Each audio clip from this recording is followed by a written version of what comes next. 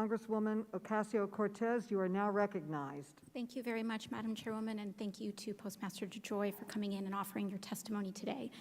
Mr. DeJoy, when your announcement in your new position as Postmaster General was announced, there was some folks that were flagging concerns that you would be the first Postmaster General in 2 decades without previous experience or service directly in the USPS. But to be fair, and as you mentioned, you do have extensive career experience in supply chain logistics, correct? I do. And in fact, you served as CEO of your own supply chain company, New Breed Logistics, for 30 years, correct? I did. And that was up until about 2014 when you merged New Breed Logistics with another company, XPO Logistics, where you also served as CEO for a year and then served on its board of directors until about 2018 when you submitted your resignation, correct? Yeah. Now, Madam Chairwoman, I would like to submit to the committee 3 documents for the record. The Postmaster's new entrant report detailing his financial disclosures, publicly available data detailing the USPS top suppliers for the last 3 years, and the recent XPO SEC filings. Now, Mr. DeJoy, you've received, thank you. Mr. DeJoy, you've received about $1.86 million in rental payments from your former company, XPO, correct?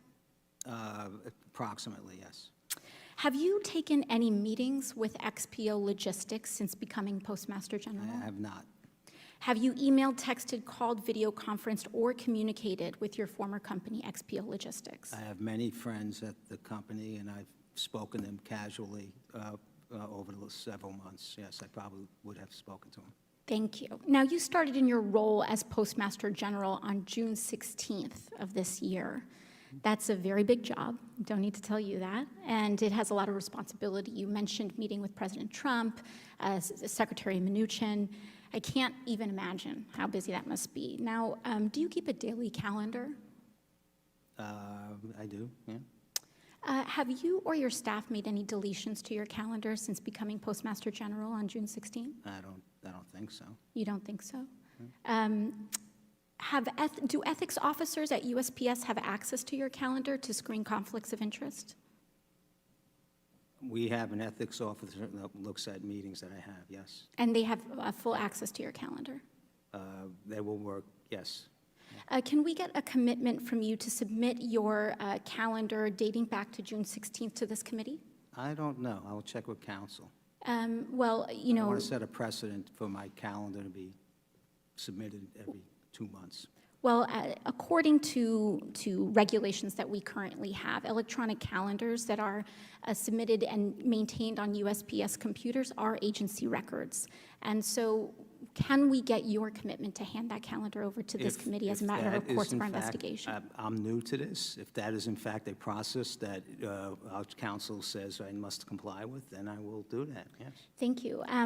Madam Chairwoman, I would say, the details of this calendar are extraordinarily important to the committee's investigations, and if we cannot receive them voluntarily, I would recommend consideration of a subpoena for these details.